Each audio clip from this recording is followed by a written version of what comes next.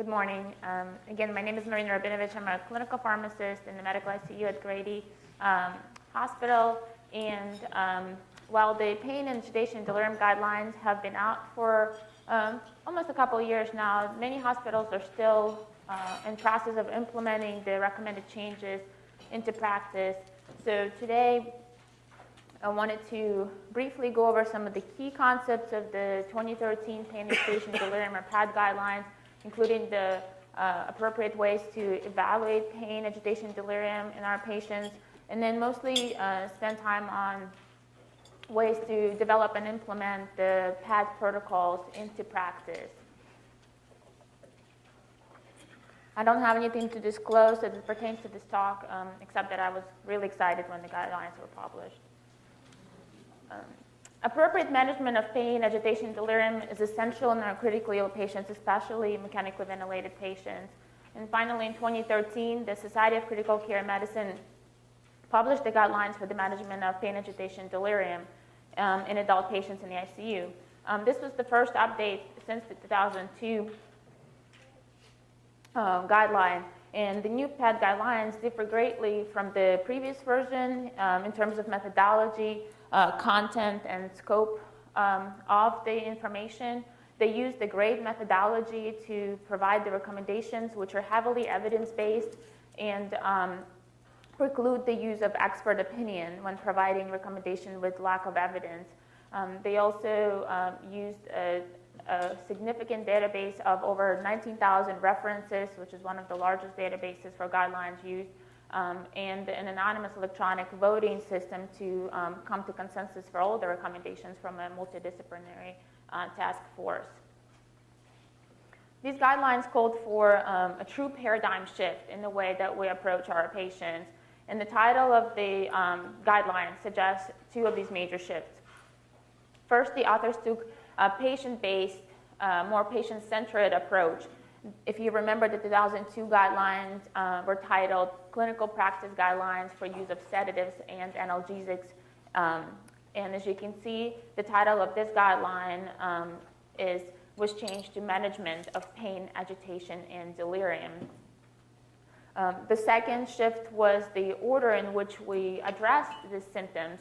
The guidelines focus primarily on management of evaluating, addressing, and preventing and management of pain in critically ill patients, which suggests more of a symptom-based approach rather than agent-based approach. Generally, they also recommend integrating PAD guidelines with other ICU initiatives that have shown to improve patient outcomes, such as SBTs, early mobility, prevention of delirium through sleep hygiene, and so on. And basically, what these guidelines, in my opinion, are trying to do is to change our mindset from not just trying to save a life or focus on survival to discharge, but to preserve the life after hospital discharge. And that's, I think, the primary goal and focus of these new guidelines. So again, the 2013 PAD guidelines emphasize the integrated management of pain, agitation, and delirium. Most patients in the ICU will experience pain, whether it's from trauma, injury, procedure, or just during routine care with turning, suctioning. So it is essential that we recognize when our patients experience pain, use validated scales to assess for pain, and preemptively treat those patients to prevent pain. While IV opioids are still recommended as first-line agents for management of pain in ICU patients, the guidelines also emphasize other ways of managing pain in our patients, such as non-pharmacological ways, music or relaxation therapy, as well as alerting us to other types of pain that could be present, such as neuropathic pain, and using non-opioid agents for those patients. Daily evaluation of depth and quality of sedation is also extremely important in critically ill patients using validated scales. it is recommended that our patients maintain at a light level of sedation so they could interact with us, so they could tell us if they're experiencing pain or other concerns. And then lastly, but very importantly, is delirium assessment. Since delirium is still extremely common in ICU patients and has been associated with poor outcomes during hospital stay as well as after hospital discharge, it is extremely important to assess patients for delirium on a daily basis, as well as recognize risk factors and causes of delirium so that we could prevent them. Another great thing about the new PET guidelines is that they include a PET care bundle, which facilitates the implementation of this guideline and recommendations into practice in a stepwise approach. Step one is focusing on implementation of these validated scales for management, for assessing of pain, sedation, and delirium. Pain should always be considered as a cause of patient's agitation. In measuring pain, self-report is still a gold standard, even in mechanically ventilated patients. So if they're able to somehow communicate to you what the scale on 0 to 10 of their of pain is, then that would be the best way to assess their pain. If patients are not able to communicate their pain score to their providers, then the two validated scales are widely used scales recommended, the behavioral pain scale and the critical care pain observation scale. As you can see, they're both very similar in the features that they assess, including the compliance with mechanical ventilation, which is another common cause of patients' agitation. Both tools have been studied and showed very high inter-rater reliability and validity. With one caveat with BPS and CPAT, when studied head-to-head, CPAT seemed to have a little bit better discriminant validity in patients who were received non-painful stimuli. CPAT seemed to be a little bit more specific in terms of the score, but for most parts, both scales have pretty high validity and reliability for patients in the ICU. Both of those pain scales may not be as accurate if the level of sedation is moderate to deep, and that's why it's really important to assess level of sedation in all of the ICU patients. The two validated scales that have been recommended are the sedation and agitation scale and the Richmond agitation sedation scale. There's plenty of evidence out there to suggest that most patients should be able to maintain at the light level of sedation, which would be scale 3 to 4 for SAS and 0 to -2 for RAS. And it's important to know that, again, the reliability of these scales may not be as high when patients are deeply sedated. So these scales are best to use when patients actually have moderate to light level of sedation. Again, delirium is a very common and very serious problem in our ICU patients, and which has been associated with increased mortality, increased ICU length of stay, significant morbidity after discharge, and mortality after hospital discharge. The two delirium screening tools that are currently recommended by the guidelines are the CAM-ICU and the Intensive Care Delirium Screening Checklist, ICDSC. Both of them test main features of delirium, such as inattention, fluctuation in mental status, disorganized thinking. The ICDSC also takes into account sleep disturbances, which are very important in our patients. Step 2 of the PET care bundle involves incorporating these assessments, these PET assessments, into daily ICU rounds.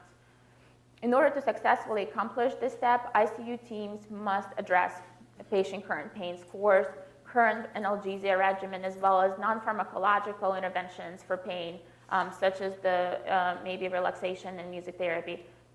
It's extremely important to talk about current and target sedation scores and the current sedation regimen, and understand that the target sedation score may change throughout the ICU stay. When the patient is admitted on day 1, their RAS goal may be a -3 due to the complexity of their disease state. But it's important to remember that on day 1, 2, or 3, that RAS score may change, and the patient who is more stable may need to have a target RAS score of 0 to -1. There is strong evidence that most ICU patients can be managed with safely managed with light sedation, with the goal of patients following commands without being agitated. Some other parameters out there is the patient be able to perform 3 out of 5 commands, like opening eyes, squeezing hands, sticking out tongue, wiggling their toes. And lastly, and probably most importantly, talking about current delirium assessment and the risk factors that the patient may have for delirium, and also possible causes. We always refer to pneumatic think, which addresses some of the possible risk factors and causes of delirium, such as toxic syndromes, whether it's shock or organ dysfunction, hypoxia, immobility being one of the very important ones, and then also lack of some of the environmental aids, such as hearing aids, glasses, and then also electrolyte imbalance, especially the potassium. Step 3 facilitates the use of daily assessments to target treatment of pain and agitation and delirium through ICU-specific protocols. Use of protocols allows for evidence-based best practice to be used at bedside. While protocols and guidelines may not include one-size-fits-all treatment plan, it is important to use the protocols in order to limit practice variation and standardize treatment goals. This way, we can reduce treatment delays through regular assessments of pain, agitation, delirium, guide appropriate drug therapy and titration. And the protocols are implemented successfully, we can improve patient outcomes as well as guide quality assurance efforts in order to continue to improve or accomplish our goals. Creating PAT protocol based on the new guidelines facilitates optimization of pain management by assessing and treating pain first, as we discussed already, before going on to sedating patients. PAT protocol can employ pre-procedural analgesia in it. They can help providers choose the appropriate drug for pain management, and also include non-opioid options for different types of pain. The optimization of sedation management by minimizing sedative use and maintaining light level of sedation using targeted sedation strategies or daily sedation holidays is another way that protocol can help with that part of the care bundle. There's evidence out there to suggest that either the daily sedation interruption or targeted sedation strategy has been shown to decrease ICU length of stay, mechanical ventilation, duration of mechanical ventilation, as well as other patient outcomes. And using patient-specific sedation by choosing sedatives that minimize side effects and avoiding benzodiazepines if possible will help with that. Well, Frazier and colleagues showed that non-benzodiazepine strategy significantly benefited in terms of decreased length of stay and mechanical ventilator duration. Benzodiazepines are still indicated in patients with certain disease states like alcohol withdrawal, seizures, benzodiazepine withdrawal, and it may not be that completely possible to eliminate benzodiazepine use from our protocols. Finally, optimizing delirium management through pharmacological and non-pharmacological strategies, such as treating pain. Again, that's been associated with a significant increase in delirium if pain is untreated. Reorienting and mobilizing patients, evaluating risk factors and causes, and only using antipsychotics if non-pharmacological therapies have failed. This is just to show that there have been, at least in our institution, we've discussed the option of daily sedation interruptions versus targeted sedation strategy. And we know there's plenty of evidence to prove that daily sedation interruptions, especially when coupled with SBTs, improve patient outcomes in terms of faster extubation, shorter length of stay. And however, there's other data out there to suggest that if we just target sedation to a light level of sedation where patients are alert and interactive, we're able to achieve the same result. There's only one study so far that looked at combination of both strategies and found no difference when performing daily sedation interruptions and protocolized sedation to a light level of sedation. So both strategies were safe and effective. The patients who in combination group, although received more sedatives and more opioids and more boluses of these agents, however, there have been some caveats with the design and methodology of the study where patients it was unclear compliance with the actual interruptions of sedation, as well as the level of sedation that was targeted in the study was more moderate to deep sedation as opposed to light sedation. However, the bottom line is that both strategies have shown to be safe and effective and should be implemented as part of the PAD protocol. Step 4 involves integration of PAD protocol with other strategies that have shown to improve ICU outcomes, such as SBT and potentially early mobility and sleep protocols. Plenty of evidence, again, demonstrates that daily sedation interruptions or targeted sedation strategies with SBTs decrease mechanical ventilation, decrease length of stay, decrease mortality. If we add early mobility into that mix, we're able to decrease risk of and prevalence of delirium and improve patients' independent functional status at the discharge and increase their chances of actually being discharged to home or an acute rehab facility as opposed to going to nursing home or staying at the hospital longer.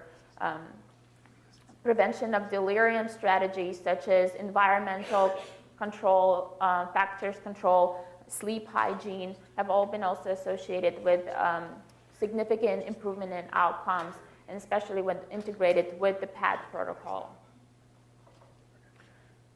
We know that most ICU patients have inadequate sleep quality when they're in ICU.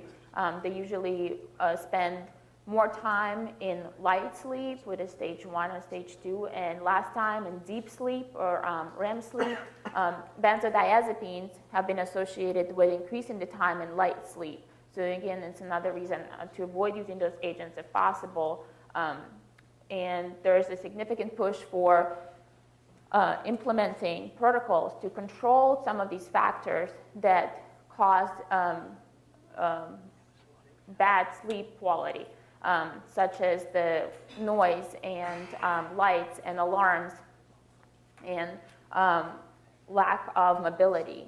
So one of the recent studies showed that implementing an evidence-based sleep hygiene protocol in their MICU showed a significant reduction in nighttime noise, as well as decrease in duration of delirium. So this is something that definitely is coming up as one of the priorities in our patients in allowing them to have adequate sleep and quality of sleep. Non-pharmacological therapy is definitely a first preferred intervention, but pharmacological therapy has been proposed in some of the studies when non-pharmacological therapy has failed. Lastly, but very importantly, is measuring PAD care bundle performance. We don't know what we don't measure. So it is extremely important before implementing any of these protocols is to measure performance at baseline and then follow over time to know how we're doing with this. It is important before starting to measure the performance is to identify process measures and outcome measures, and understanding that outcome measures are going to take much longer to show change. But it is important to continue to measure these processes and continue to share the data with stakeholders in order to improve the success of these protocols. Some of the proposed benefits of PAD bundle, again, they've only been out for a year or two, so we don't know for sure what the benefits of a PAD care bundle would be, but these are proposed benefits. Decrease in duration of mechanical ventilation, we discussed all this, decrease in ICU and hospital length of stay, and decrease in the rates of ICU complications and hospital mortality, incidence of delirium, long-term cognitive deficits, such as post-intensive care syndrome, and overall cost associated with all of these reductions and improvement in the patient outcomes. Some of the strategies for the implementation of PAD care bundle, implementation of PAD care bundle requires an integrated and disciplinary approach with early representation of all stakeholders, physicians, pharmacists, nurses, physical therapists, respiratory therapists, family, patients. It is extremely important to have ICU clinician champions.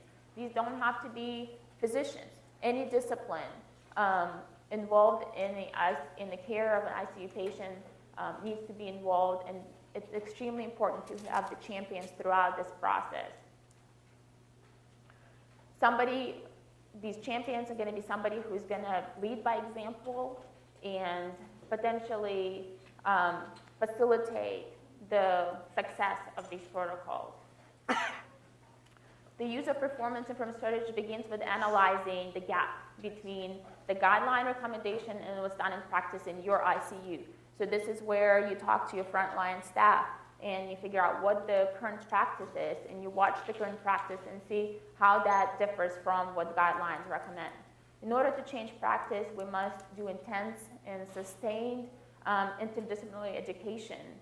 Frequent coaching, presence, and feedback are extremely important. Frequent data analysis in order to continue to improve the processes are also very important. Another way to improve the implementation of that protocol is using PDSA cycle. A lot of times what we do is we plan and then we act. We don't necessarily take our time to do and study in order to improve the processes, but it's extremely important to plan, set expectations, know what you're trying to do, then test it out in a small scale, and that's probably one of the most important factors to note, is that study it out in a small sample to see if the change is actually what you're thinking it's going to change will bring, what you think it's going to bring. And then study that once you implemented it, and then use that data, share it with the stakeholders, and use it to improve the process, and then go spread it throughout the whole institution. Wanted to share a little bit of our own data. We implemented our PAD protocol in February of 2014. Prior to this, we had no standard scale for pain management or assessment. We had what we thought we used was behavioral pain scale, but we realized once we started to collect data that there were multiple different pain scales that were used in our ICUs to evaluate patients, including the pediatric scale, the FACES. So it was interesting to see that we used MASS for sedation assessment prior to this PAD implementation. We had no screening for delirium, and the choices of analgesic and sedatives were basically up to discretion of the medical team. Once we implemented the PAD in 2014, we developed a protocol that included the self-reporting scale, CPOT for pain assessment, RAS for sedation assessment, and CAM-ICU for delirium assessment. We also optimized our ventilation strategies to prevent agitation caused by inappropriate ventilation, air hunger. We also increased the presence of physical therapists to improve early mobility in our patients. This is the protocol, the order set that we created in our EHR, basically there to guide physicians and providers to the appropriate therapy up front. So first recommended to be pain management with intermittent strategies if possible. If patients are requiring more than 3 boluses in 1 hour, or they're anticipated to require that much, we recommend it to start with a continuous infusion for pain control of opioid, IV opioid. Only if patient was still agitated with appropriate pain management, that's when the sedation would be chosen. And again, intermittent bolusing would be recommended first. If the continuous sedation is needed, propofol or non-benzodiazepine agents were recommended to be used first, with benzodiazepines left more for patients who require it due to alcohol withdrawal, benzo withdrawal, or seizures. And then lastly, we ensure that delirium is screened every shift and non-pharmacological measures are employed, and only if non-pharmacological measures fail, pharmacological agents could be chosen for treatment of delirium. We also built a comprehensive flow sheet for nursing documentation so that all 4 scales are in the same place. It allows for nurse to document all of this at the same time, although the frequency may be different, but they're still right there in the flow sheet where they document most of their assessments. We have the self-reporting, the CPOT, and the RAS, and the CAM all documented in the same place. When we were implementing the PAD protocol, before we implemented anything, we had an educator from Vanderbilt that came to Grady and spent 4 days with us educating super users and those champions on delirium assessments and all other assessment scales. Then we had mandatory intensive education for all of the nursing staff and medical staff, basically on the assessment tools and the pharmacological management of pain, agitation, and delirium. And now we have the ongoing education throughout the ICUs.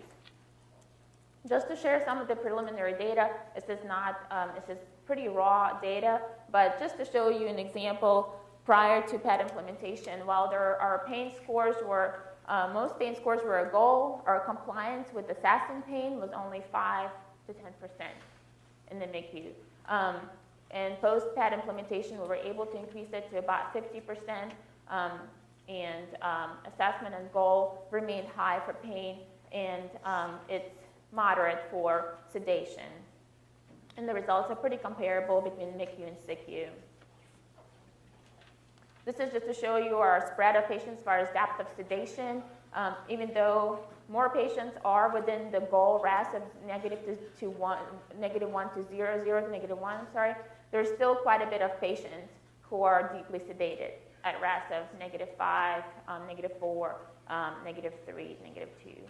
So that's something we definitely still have room to improve on. Some other processes and outcome measures that we looked at briefly is length of stay, mechanical ventilation length of stay, unplanned extubation. So there was not a significant change in the length of stay.